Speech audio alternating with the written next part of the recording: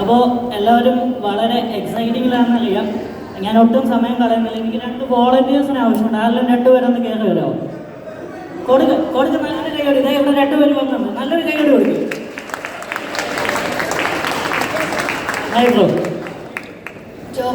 Joan. Okay, എത്രയാണ് പഠിക്കുന്നത്? Okay. എന്താ പേര്? ഓക്കെ, നമുക്കൊരു ചെറിയ മെന്റലിസം എഫക്റ്റ് ട്രൈ ചെയ്താലോ?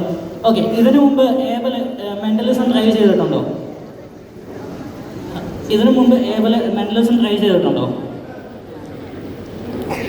ഇല്ല. ഓക്കെ, ആദ്യമായിട്ടാണല്ലേ? First time. ഓക്കെ, ഏബൽ ഒരു കാര്യം ചെയ്യും.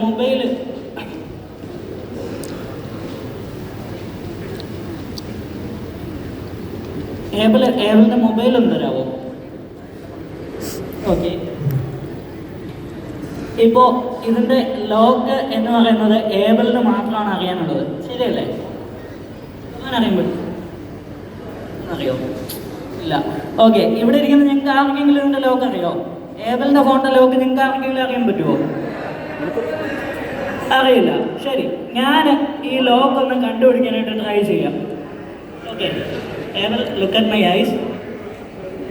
ആ ലോക്കിൽ എത്ര ഡിജിറ്റ് ഉണ്ട്? 4. ഓക്കെ, ആ 4 ഡിജിറ്റ് മാത്രം മനസ്സിലേക്ക് കൊണ്ടുവരിക.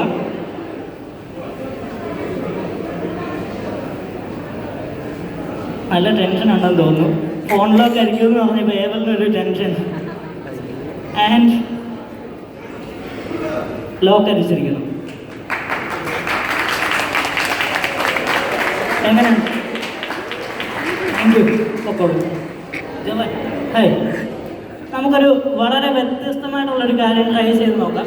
ഇത്തവണ മെൻ്റലിസം അല്ല, ഒരു ഹിപ്നോട്ടിസം ലെവലാണ് ഞാൻ ചെയ്യാൻ പോകുന്നത്. ഹിപ്നോട്ടിസം. ജവൻ പേടിക്കേണ്ട, മയക്ക് താരകത്തൊന്നുമില്ല.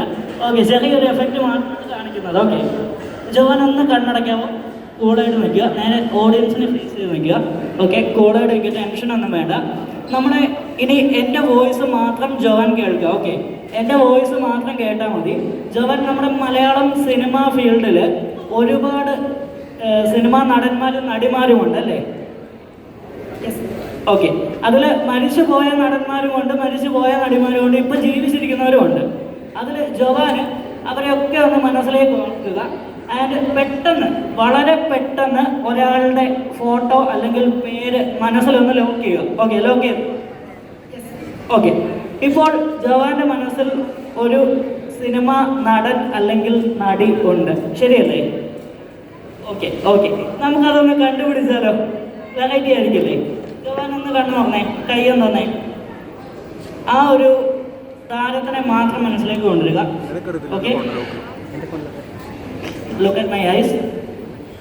ഐ തിങ്ക് ആളിപ്പോൾ ജീവിച്ചിരിക്കുന്ന ഒരു ആളല്ല. ശരിയാണോ തെറ്റാണോ?